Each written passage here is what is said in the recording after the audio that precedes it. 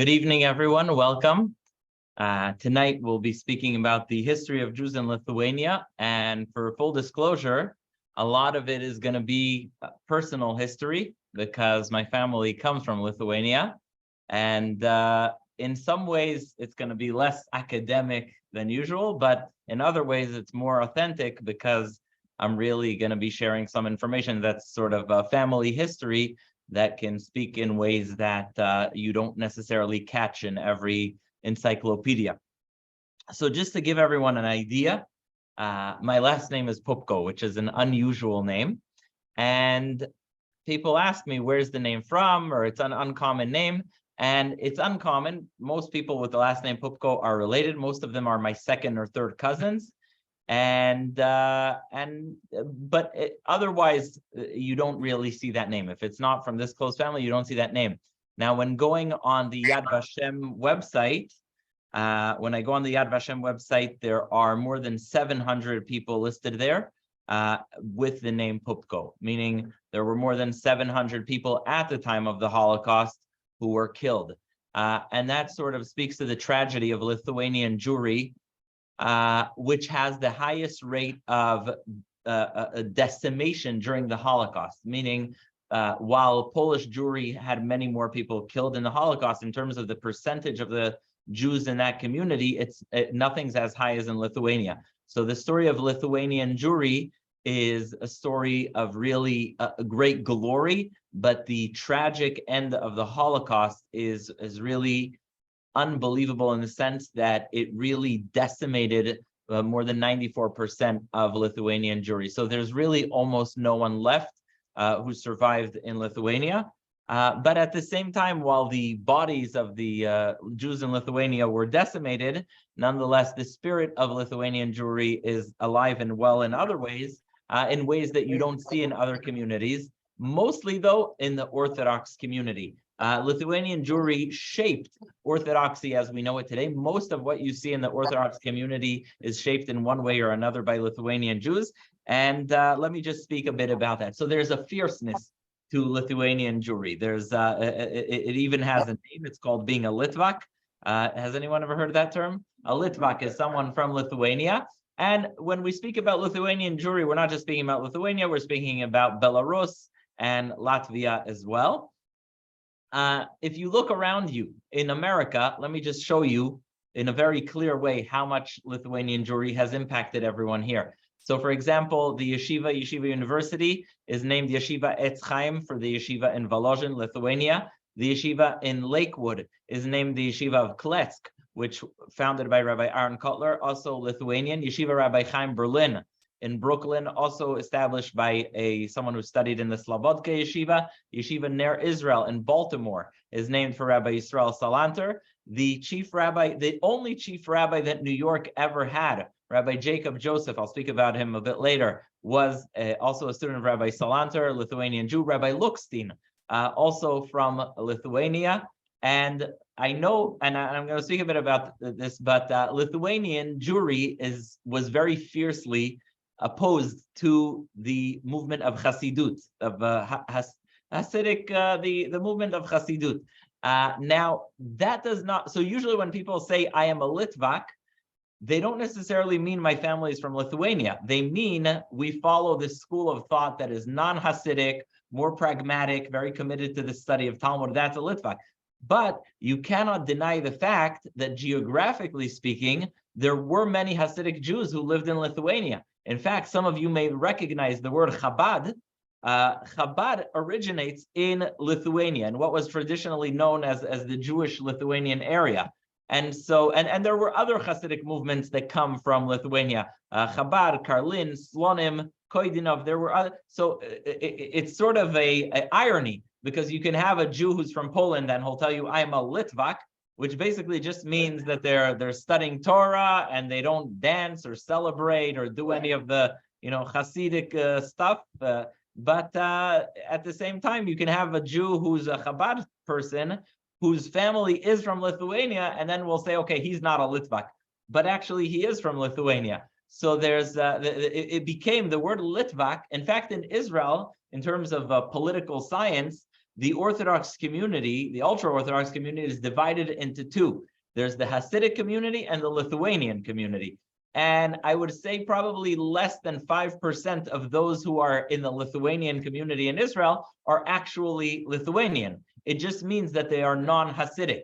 So because of the historic opposition in Lithuania to the movement of Hasidut, it became known as I'm a Litvak, which means I am not Hasidic, but it really doesn't do justice geographically. Because like I said, in fact, to this day, the only place that I can find people pronouncing the prayers in a way that's genuinely Lithuanian is Chabad. That's the only community that I know that can say, if you're wondering, the Lithuanian are famous for, instead of a O in davening, they say a. So they say Asher Kitshonu b'mitzvesov. And the only people who do that are Chabad. So ironically, actually, I would say Chabad are some of the most Lithuanian people out there. But Lithuanian Jewry is really, if you want one word about Lithuanian Jewry, it is fierceness. Everything they do fiercely. And that is something that shaped Judaism today. So everything they do is with ideology. There was very little materialism there, both practically and in ideology. They looked down on materialism. They were very stoic. I saw a very funny study today that says they can trace your family origins based on how much, on the flavor of the gefilte fish you make. I know it sounds funny, but basically, if you are from what was called Galicia, which is Western Ukraine, and they had money, your gefilte fish is sweet. There was food, there was money.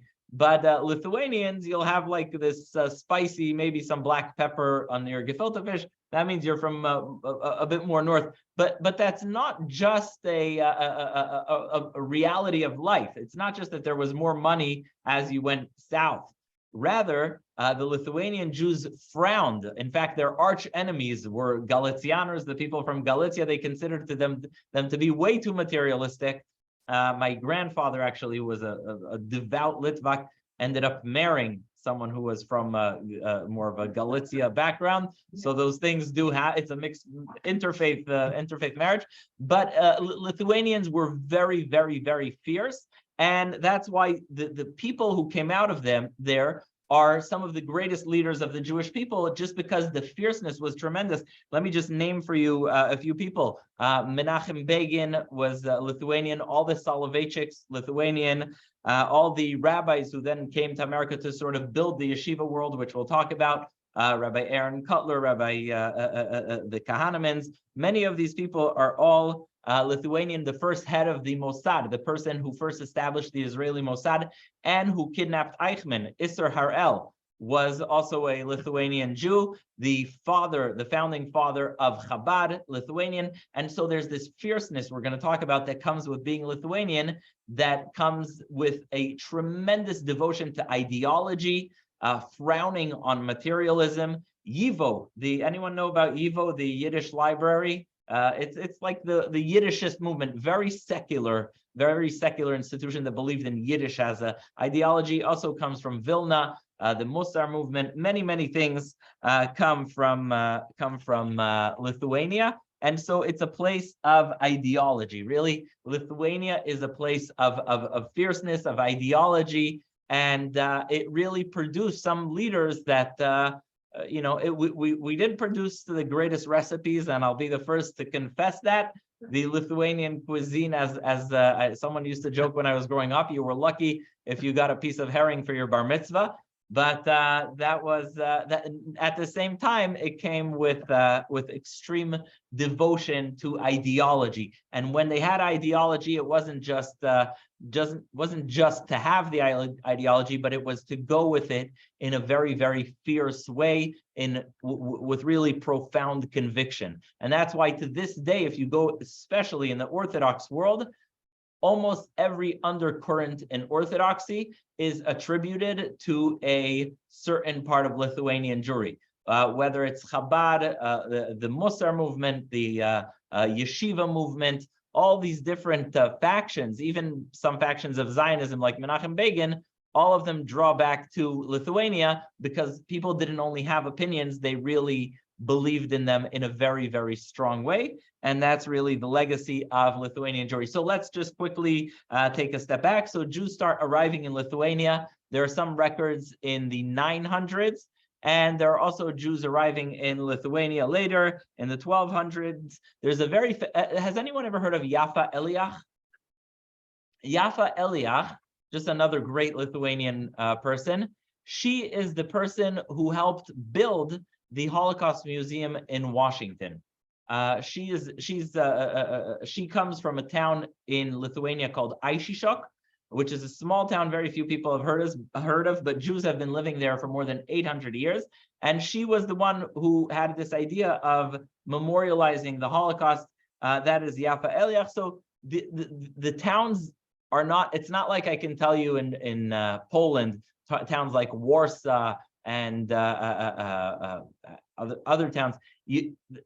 Lithuania typically has small towns, with the exception of Vilna or Vilnius, different names. But nonetheless, the Jews who were living there for a very, very long time. It's interesting that in those years, there were many Karaites. Does anyone know what a Karaite? Not a carrot, a Karaite. A Karaite is someone who believes only in the written Torah. They did not believe in anything rabbinic. They only believed in the written Torah. And interestingly, the Karaites were a significant minority in Lithuania, but they, because of sort of the fierceness of the Lithuanian Jew, they were completely separated, and they had no contact with the rest of the Jewish community for many hundreds of years. So much so that when the Nazis came to Lithuania, they were able to persuade the Nazis to say that they have nothing to do with the Jews, and they were left alone. And so there was a Karaite Jewish community in the 1300s, but the Karaite and the general Jewish population separated so fiercely that the two had nothing to do with each other. They still exist there today in a small amount, but completely separate from the Jewish people. In 1348, there's a massive wave of Jewish immigration to Lithuania. And Jews take advantage of the fact that the Lithuanian rulers give a lot of protections for Jews. So if you live in Lithuania, you actually have a fair amount of protections. If you kill a Jew in Lithuania, it's like killing someone from the nobility. There's no other countries, if you killed a Jew, you got off scot-free. There were actually protections. Interestingly, this is a general fact about Lithuania in general. Lithuania is the last pagan country in Europe. This sounds kind of wild, but Lithuania was a pagan nation until 1569. There was no Christianity there until 1569. They were pagans, and many of the people were completely illiterate. The vast majority were illiterate, and so the rulers who wanted to develop economically invited Jews from Germany, from Poland, and they gave them rights because they wanted them to economically develop the Lithuania. And so Jews had actually a fair amount of protections. In 1495, though, for a very brief amount of time, around the same time as the Spanish expulsion, the rulers told the Jews they have to convert or not be Jewish or leave. And for most left and then came back. And by the way, these trends that you have in Europe of a ruler telling everyone to convert or die or leave, and then it turning over, helps explain why so few people were able to detect the danger of the Holocaust. Because if you've been living in Europe, this has been your life for 1,000 years. You know, there's always a new Meshagas, and if you just lay low, you'll be fine. And no one can dream of what was actually coming. And so Jews sometimes did have this yo-yoing, but in general, being under independent Lithuanian rule was great for Jews until Russia came later on. We're going to see Russia later conquered Lithuania. It was one of those countries where if you're Jewish, you knew that you were sometimes in Poland, sometimes in Russia, sometimes independent Lithuania, and that was just part of life. The Jews in Lithuania, the Jewish community continued to grow, and slowly but surely the place became a bastion of the study of Torah. People were very, very, very into the study of Torah. There was an extraordinary dedication to the studying of Torah, and that was the supreme ideology. I'm going to tell you guys some stories, which some will find funny, others will find will find very interesting. So or inspiring. So you have in the 1700s, there's a great rabbi. His name is Rabbi Aryeh Leib Ginsburg. He's known for his book Sha'agat Aryeh, or as Lithuanians would say, Shagas Aryeh. And there's a story about him staying in a home of a wealthy man, and he's studying Talmud. Now, not everyone had a copy of the Talmud. It was very expensive. And he's sitting and studying there. And the host tells him in the morning, I get a mazel tov. Why do you get a mazel tov? I had a baby. That's so interesting. I was sitting and studying all night, and I didn't hear a thing. And the host says, my wife was so concerned that your Torah studying will be disrupted that she was quiet the whole birth. Now, is this story true or not? And so that child goes on to be another great Lithuanian rabbi. Now, what's the underlying idea of the story are two things. Number one, an extraordinary and even radical commitment to the studying of Torah. That's number one. Number two, there's a certain almost, I hate to compare the two, but almost a Spartan element to the way Lithuanian Jews addressed the study of Torah. Studying Torah was not something that would be just an important or inspiring religious engagement. It was something you had to go with in all conditions. It's something that you had to do, not that you had to do, but the ideal would be to be a successful Lithuanian Jew. You would study Torah at all prices, at all costs, no matter what. And this is really what makes Lithuanian Jewry the engine behind the modern day yeshiva institution. The fact that you have a place where people are studying Torah with devotion and commitment is inspired by the commitment of this community to Torah. I'll tell you how this worked before it was institutionalized in a yeshiva. So there's a small town called Aishishok, which is not far where my family is from, Radin. There's Radin. My family was also from Lida. And interestingly, by the way, while researching for this talk, I had a identity revelation here, and that is I found out that my family in Lida in the 1800s had a big beer brewing business. That was, but it was typical. Jews were not in agriculture; they were beer brewers, they were furrowers, they were foresters, and so my family were beer brewers. Sorry. If they stay, no, if they stayed, they'd probably all be killed. But these were the things that Jews were doing. So in this town of Aishishok, there were synagogues, a few synagogues, and Jews across Lithuania knew that if you came to Aishishok and you sat and learned in the synagogue, the people of the town around dinner time, I don't know what about breakfast, but they would bring pots to synagogue with meals, and they would feed the people who would study there. And so before you had a modern dormitory, a university with endowment, or other way to make sure that people have the time to study, Lithuanian Jews had this unique system that no one else had that I know of, where you just come to my town, right? Imagine we did that right here. Anyone who came here to synagogue and studied all day would get a meal, which was a big deal, and would also be able to sleep in a room adjacent to the synagogue or in the synagogue. So it's not a huge bargain, but for someone who wants to devote themselves to studying, it's an amazing thing. You just leave everything, you study quietly. If you really want to focus on your studies, it's paradise. And so many Jews came and studied in Aishishok, and later I'm going to speak about the most famous of them, known as the Chafetz Chaim. He wrote the code of Jewish law that's most accepted in the Ashkenazi world today, and he wrote it while exactly doing this. He was sitting in Aishishok and studying in the synagogue, and people were bringing him food. And so this is the spirit of Lithuanian Jewry.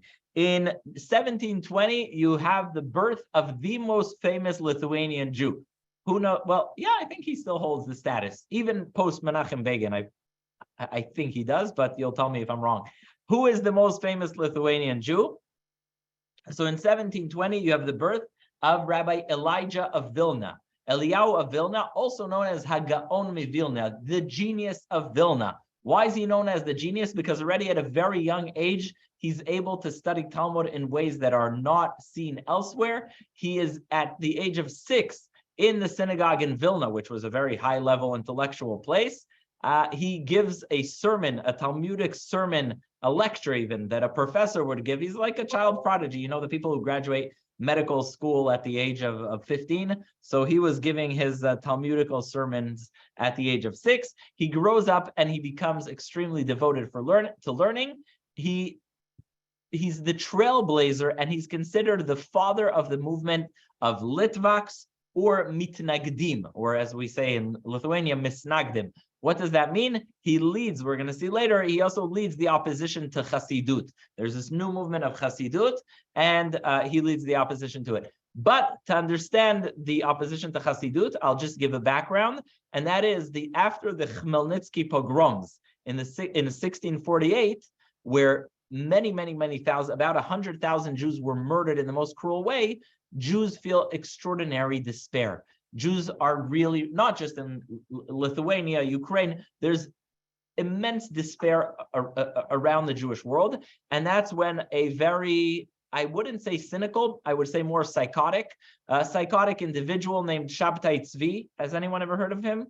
Shabtai Tzvi gets up, he's from Istanbul, and he says, folks, good news, the Messiah has arrived. And it's me. And he has a very talented student. His student's name is Natan from Gaza, literally from Gaza, where there was a small Jewish community. And he's a great marketer. And this guy is so successful that tens, if not hundreds of thousands of Jews follow him in Turkey, in Poland, to the extent that many Jews are selling their businesses and their homes. Why? Because the Messiah has arrived. He doesn't just come with the news of being the Messiah, but he also comes with a change of doctrine. Obviously, you know, he makes certain changes in Judaism. And unfortunately, as high as the high goes, that's how sharply the crash comes. The Sultan hears about this, and he says, you know, enough with this. And he calls him, the Sultan of Turkey, he calls him over and he has him convert to Islam. Shabtai Tzvi uses his ideology to explain what he's doing. Eventually, by the way, the proof that he probably was psychotic, he tells the Sultan, I am such a great man that if you chopped my head off, I would come back to life. Spoiler alert, he didn't. But that's how he ended up dying. So he converted to Islam, and he ended up having himself killed as well. But the damage that he inflicted on many Jews was immense. Number one, the disappointment. Number two, some Jews, in fact, many Jews in Turkey, and some in Poland, and some in Lithuania, and some of these communities exist to this day in Turkey, accept this form of Judaism called Shabtaut. Basically, that we're in the Messianic era with whatever compromises in Judaism that had. Many of them are excommunicated, but there's a great bitterness to Jewish life. Now, why is this important to understand? It's important to understand because so much of what happens in the 17 and 1800s is a response to the Shabtai Tzvi debacle. Why?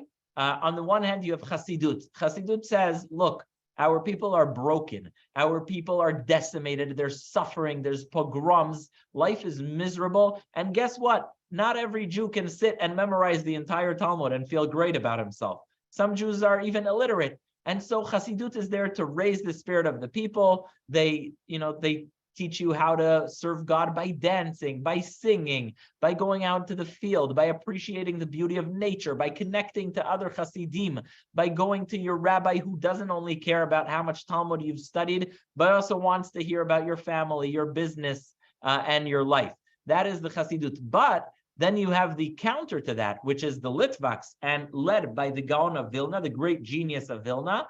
And that is, wait, we have another movement here that's going to do exactly what Shabtai Tzvi did. So they're against the movement of Chassidut in a very fierce way, because first of all, they don't agree with much of the theology of Chassidut.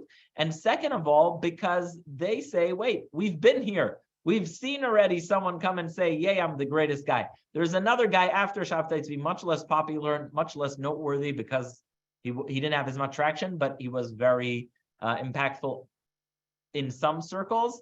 His name was Jacob Frank. He was a Polish I hate to say this, absolute lunatic, and he got also people to follow him and act in very strange ways, very sinful ways. Basically, his ideology was the more you sin, the closer to God you are, and you can see why that resonated with some, but not with others. And so the movement of Chassidut is at a time that's a bit paranoid. The Jews are like, wait, what's happening here? And remember, this is when you already have the clouds of Renaissance, emancipation, and science coming to secularize Europe. So the Lithuanian Jews, in many ways, especially the Gaon of Vilna, see themselves as the guardians of authentic Judaism. They say, we want the old package. We don't want anything new. And we have an ideology. And so the Gaon of Vilna is extremely devoted to the study of Talmud as it is. They're known to be cold. Litvaks are known to be cold. They say a joke about the Litvak Starbucks. When you buy, what happens when you buy the coffee at the Litvak Starbucks? It says content may be very cold, and so that's what they are. They see themselves as calculated, old school, scientific. Really, they study the Talmud. The Gaon of Vilna believes in studying as much Talmud as possible, and that the study of Talmud for the sake of study, not for the sake of becoming a rabbi, not for the sake of being able to answer questions about Jewish law, history, anything, just the study for the sake of study, that is the foundation for the existence of the Jewish people. And he starts this revolution.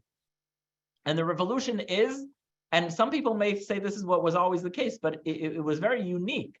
It was studying for the sake of studying. When you see people in yeshivas today, which didn't exist in America, it used to be in America, even once they had yeshivas here, they were saying, why are you studying Talmud? Are you becoming a rabbi? But what he started, and that's the success of the yeshiva movement in America, is no, I am studying Talmud because this is what a Jew does. And so he really pioneers this, I would say, radical form of studying for the sake of studying. He himself does not accept any rabbinic position. His wife agrees for him to study in a closed room for years and years, and he's known to be, and he actually is, an extraordinary genius. He studies the 2,000 whatever pages of Talmud every single month anew. He writes, actually a fascinating aspect of his life is he writes corrections. If there are any mistakes, sometimes the Talmuds have different versions. One version says this, one version says that. And so he writes corrections, and actually many of his corrections are found in older manuscripts to be the right one. He's actually one of the first rabbis who says in that part of the world, let's study science and philosophy so that we can excel in Torah. And so he's very devoted. At the same time, there's another Litvak. Who's the other Litvak? The other Litvak, born in the 1700s, is in 1749, if you want the exact number, is Rabbi Schneier Zalman of Liadi. Who is the Rabbi Schneier Zalman of Liadi? Also born in what we would call someone who would be a Litvak. He is the founder of the Chabad movement. And he's the one who sort of tries to bring Chassidut, the movement started by the Baal Shem Tov, Rabbi Yisrael Baal Shem Tov. He tries to bring it into Lithuania, which is sort of like trying to bring American football to Spain or to the UK. It's a hard sell. So Rabbi Schneier Zalman of Liadi, he is born as a Litvak, and he hears about this new movement of Chassidut, which is a movement about the service of the heart. It's about singing. It's about connection to God. It's not necessarily about the nitty-gritty, and you don't need to be a great Torah scholar, learn in a yeshiva for 10 years. You can sing and dance and drink a l'chaim. Has anyone here ever been offered a l'chaim at a Chabad occasion, or it's like, or asked to come and sing a song? It's more of a folks Judaism, and it works much better in Ukraine, where people are folksy and working in fields, and it's a different geography, than it does in Vilna, which is a much more urban area. Nonetheless, Rabbi Schneier Zalman of Liadi is a Litvak, and he goes to the Baal Shem Tov, he studies, and he decides he's going to sell Chassidut to the Lithuanian crowd, which again is a hard sell. He comes to Vilna, which again, this is like coming to I don't know, it's coming to Boston and asking people to abandon football or something like it. It's like it doesn't work easily. And so he comes there, and the Gaon of Vilna refuses to meet him. And unfortunately, he's mistreated. How's he mistreated? Well, since the Litvaks are so devout to their tradition, and I must say this is a very dark chapter of our history as Litvaks, very dark. He is turned into the authorities. He's turned into the authorities. They say this guy's trying to bring up rebellions. He's disloyal to the Tsar, and he's imprisoned. And the day that he was let out is celebrated to this day by Chabad Hasidim. It's known Yud Tet Kislev, the 19th of Kislev. But he's imprisoned twice because the Litvaks want to get him out. He writes a book which is supposed to appeal to the Lithuanian mind. And he calls this book Tanya. I don't know if anyone has seen this book. It's a popular book in Chabad. But basically, it's the intellectual version of Hasidut. It tells you why the ideas of Hasidut, of devotion to God, of prayer, of purity of the heart, not necessarily sitting and studying Talmud all day, why these are the right things to do. He speaks about the evil inclination, the good inclination, all these concepts that are mystical, Kabbalistic, and also deal with service of God that does not have to do with the study of Talmud. And he tries to intellectualize it successfully. It becomes a very popular book. And he indeed is the father of an extremely successful movement. That is the movement of Chabad.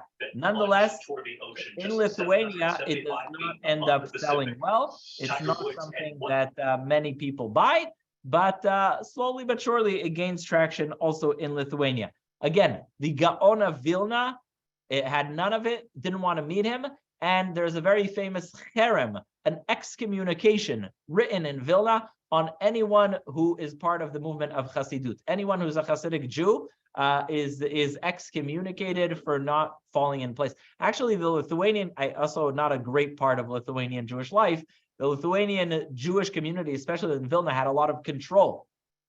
And so if you broke the law, there was a place in the courtyard of the synagogue where you were tied. You received one lash or something from the court, and then everyone basically went and smacked you up for breaking the rules. But this didn't happen easily. It was for violators, and so yeah, the movement of Hasidut does not gain traction in Lithuania, but nonetheless, a Litvak, aka Rabbi Shlomo Zalman of Liadi, founds this Chabad movement, which is the most Lithuanian version of Hasidut. And if you hear the people of Chabad, the accent that they have, they are, I would say, the only ones I know who really preserve the Yiddish and the reading, the Torah reading, the Chelom, the A instead of an O in the prayers. They're the only ones who really preserve it. If you see on YouTube or anywhere the Lubavitcher Rebbe speaking Yiddish, there would be music to the ears of anyone who's a Yiddishist or appreciates Lithuanian Yiddish, because it's really the genuine. So it's just an irony that these Chabad people are actually, they are Litvaks, perhaps the real Litvaks. As the Gaon of Vilna becomes very popular, he has many students. One of his students is known as Rabbi Chaim of Volozhin. Volozhin is a small town in Lithuania you probably never heard of. But he establishes a yeshiva there, which is the first time in, I would say, many, many centuries since Babylonia, that young men come, they leave their family, they leave everything, and they study in one place. Full disclosure, and I'm very proud, obviously, I'm bragging here. My great-grandfather studied in this Yeshiva Volozhin. Why is it a bragging point? Because the number of Jews who came out of the Yeshiva Volozhin, who became really phenomenal leaders throughout the Jewish community, is really extraordinary, and that is unreplicated. It's a small yeshiva. At some points it has 100 students, maybe a little bit more, but the number of students that come from there, that build up New York Jewry, that build up the yeshiva in Baltimore, that build up many other yeshivas, it all goes back to the yeshiva in Volozhin. It's the first time someone says you don't need to have money to study Torah. It's also, if you think about it, it's a beautiful idea because it's sort of an equalizer. Well, it's not an intellect, it's an intellectual elitism, but a financial equalizer. If you're a genius, if you're able to sit and study, some of them would learn 18 hours a day Talmud, then you can come here and all expenses are paid. So it produces some of the greatest Torah scholarship. It's the first yeshiva as we know it. And today, every Torah institution for boys, where they go and they study Torah, from Yeshiva University to the yeshiva in Lakewood, to the yeshiva in Baltimore, to the yeshivas in Israel, it's all thanks to that genesis of Torah study, and is really thanks to him. Now, at the same time, Rabbi Chaim of Volozhin sees that the movement of Chassidut is gaining traction, and so he writes a counter book to the Tanya of Chabad, where he tries to explain the ideas, the theology of being a Lithuanian Jew. What's the bottom line of all these movements, whether it's Chassidut or Lithuanian Jewry? It's the recognition that people were searching for more. People were searching for more spirituality. Chassidut provides spirituality very, very in a very available way, and he tries to show that there are ways to attain spirituality and devotion that are also good and accessible to the masses, but they are not Chassidut. So that's Chassidut, and that's Hitnagdut. There's fierce opposition in the beginning. There's even an excommunication for anyone who's a Chassid, and the epicenter of opposition to Chassidut is Vilna, hence the Litvaks. Next comes another movement, which today also has a huge impact on the Orthodox world, in terms of who it gave birth to. There's a rabbi named Rabbi Israel of Salant, whose name came up in the newspapers during COVID. Why? This rabbi actually lived in the 1820s, 30s, 40s. He was a rabbi in Vilna. When the reason he became famous in America during COVID is because he was a rabbi in Vilna during the cholera pandemic. And Rabbi Yisrael Salanter, his idea that he sort of was revolutionary about was the idea of ethics. And he was the first one to say in Lithuania, guys, the Hasidim have a point. We should not only be studying Talmud, we also should be studying ethics of the heart, devotion to God, prayer, being good to one another. He saw many people studying Talmud and excelling, but being mean to each other. And he said, we need to also refine our character. And so he stands in the great synagogue of Vilna during the cholera pandemic, and he holds a Kiddush cup on Yom Kippur filled with wine, and he makes Kiddush in front of everyone and eats on Yom Kippur in front of the whole synagogue, because it was believed then, I don't know if this is medically true, I hear it may not be medically true, but the belief then was that if you eat, you'll be safer, you won't die from the pandemic. And fasting was dangerous. That was the medical belief. And so in order to show people that it's okay to eat on Yom Kippur and that your health comes first, he made Kiddush famously on Yom Kippur in the great synagogue in Vilna and ate.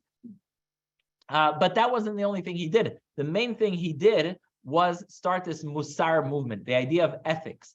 And he said, we cannot only study Talmud. We need to study the books about ethics, about the love of God, the fear of God, respecting other human beings.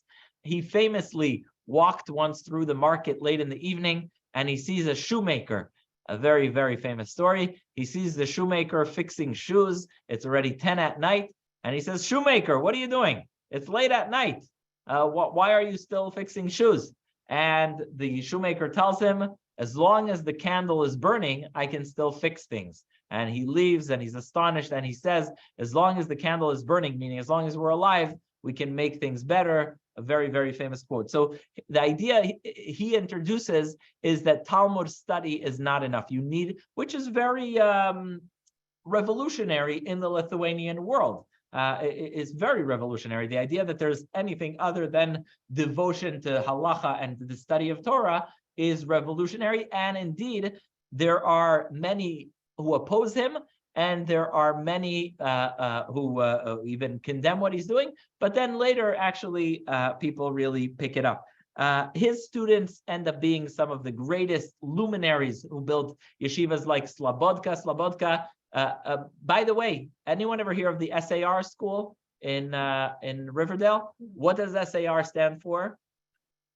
It stands for Salanter Akiva of Riverdale. So Salanter is Rabbi Yisrael Salanter. I'm just showing you how some of these rabbis, even though they come from a relatively small Jewish community, have shaped orthodoxy as we know it. Another person that is a great rabbi in his time that affects all of us, Rabbi Elchanan Poupko. He's the rabbi of Kovna, which is today in Belarus, and he is a great Torah scholar. To be a Torah scholar in Lithuania, you had to be. There are folk stories about that every wagon driver and every shoemaker knew the entire Talmud by heart. So, like, in order to excel, you had to really be phenomenal. You have to be brilliant. And Rabbi Elchanan Poupko realizes how bad the situation of Russian Jewry is, and he pioneers two things. Number one, he starts fundraising from Jews in the West to rebuild Jewish communities that get burnt down, pogromed, etc. He also, many people don't know this, he writes secret letters to his fellow rabbis. Because he's such a genius, everyone's writing him letters asking him Talmudic and halachic questions. He is writing back secret letters about the situation of Jews in Russia, how absolutely persecuted they are, and those letters are translated to English, to French, and other languages, and they raise awareness among people like Jacob Schiff and other Jews in America and France and Europe that say, look, our brethren are being tortured. The Russian government doesn't like this. Unfortunately, he had a good intention. He tried, but this actually ended up backlashing. And a lot of Russians attacked the Jews. They said, who's sending the secret letters on how you're doing out to the West and shaming us in front of everyone? So that's another person who really changed a lot of things. In fact, those who know, Yeshiva University, REITs, has anyone heard of REITs? Yeshiva University, the theological seminary, is Rabbi Isaac Elchanan Theological Seminary, because he had such an extraordinary influence on many, many Jews all over the world. Like I said, these are not the only ones. There are Menachem Begins, there's Bialik, who's a great Hebrew poet who studied in the yeshiva of Volozhin, and so on. The Brisk Yeshiva. If you look at a directory of yeshivas today, it almost looks like a directory of towns in Lithuania. I studied in Queens in a yeshiva named Grodna. There's an Israel yeshiva named Ponevezh. There's Telz. There's Mir. These are all named for towns in Israel. I'm sorry, in Lithuania. And so it just speaks to what a profound influence Lithuanian Jewry has had on everyone. I just want to do justice to something that needs to be said. I can elaborate here much more about Lithuanian Jewry, but in 1918, Lithuania gets its independence. There's a flourishing of Jewish life. Many Jews turn to Zionism, to the Bund movement, to Yiddish. But as World War II breaks out, Lithuania is split, and in the Molotov-Ribbentrop agreement, where the Germans and the Russians split Europe, and Lithuania goes to Russia, and many, many Jews from Poland start fleeing the Nazis to Lithuania. The Jews of Lithuania receive them with generosity. Everyone takes someone into their house. But then when you have Operation Barbarossa, the Nazis come to Lithuania. Now, it's a crazy thing to say, but Lithuanians were pretty much the only people who made the Nazis look nice, because the Nazis sent a complaint to Hitler about the barbarism of Lithuanians against Jews. The Nazis were offended by how the Lithuanians were treating Jews. It was so bad. Within the first 11 days of the Nazi occupation of Lithuania, 40,000 Jews were killed. One of the complaints sent by the Nazis was, usually they would have pits and shoot Jews into the pits and kill them and bury them. Some of the Lithuanians had no problem taking children and just burying them alive without even shooting anyone. The barbarism is unspeakable. And that's why I tell you that almost nobody survived, because it was the Germans were the ones, sort of, as crazy as this sounds, they were the ones protecting the Jews, obviously not long term, but if it was up to the Lithuanians, there would not be one Jew alive within a month. It's really, and I like to speak about the contributions of Lithuanian Jewry, But not just the destruction, but this gives you an idea of why nothing almost survived, because anyhow. And in 1996, the Lithuanian prime minister came to Israel and he apologized, but there isn't anything that really substantiates a huge amount of remorse. Although it should be noted today, there are relatively low amounts of anti-Semitism in Lithuania. It helps the fact that there's really no one to target left. There's about 2,000-3,000 Jews left in Lithuania. Before the war, there were 220,000. But the Jews that did survive, a lot of them survived as partisans in the forests. If anyone watched a movie called Defiance about the Bielski brothers, these were Lithuanians who went into the forest. Abba Kovner and the partisans of Vilna, and the famous partisan song. I don't know if anyone knows that it's in Yiddish, then it was translated, it's in Hebrew, but this was Lithuanian Jews. And it should be noted that after the war, people like Abba Kovner, they established a group called Hanokmim, the Avengers. And their plan was to go all over Europe and kill Nazis. And you realize that one of the reasons that this came specifically from Lithuanian Jews is because of the amount of destruction and the speed with which the destruction of Lithuanian Jewry came. They had this plan to basically go and kill Nazis all their lives in Europe. Now, they ended up turning that zeal in a good way, because they realized that there's a state of Israel that needs to be built, and then they helped build the kibbutzim, whatever. They ended up leading very productive lives. They went on to build their lives. But the greatest people, not the greatest, but many of those who captured the bitterness of the Holocaust were people like Abba Kovner. Sotzkover was another poet. The famous scene of the guy who faints in the Eichmann trial, Katzetnik, I believe he's also Lithuanian. And so the Lithuanian Jewry sort of almost fades, and those who survive are partisans. So, what do we have today from Lithuanian Jewry? In terms of the bodies, not much survived.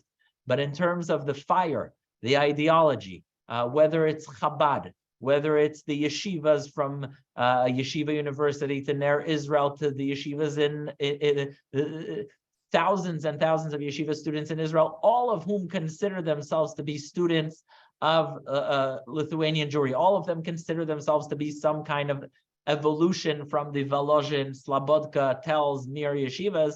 That is very much a sort of a living candle that's left of Lithuanian Jewry. Yeah, that's it. All right. Thank you.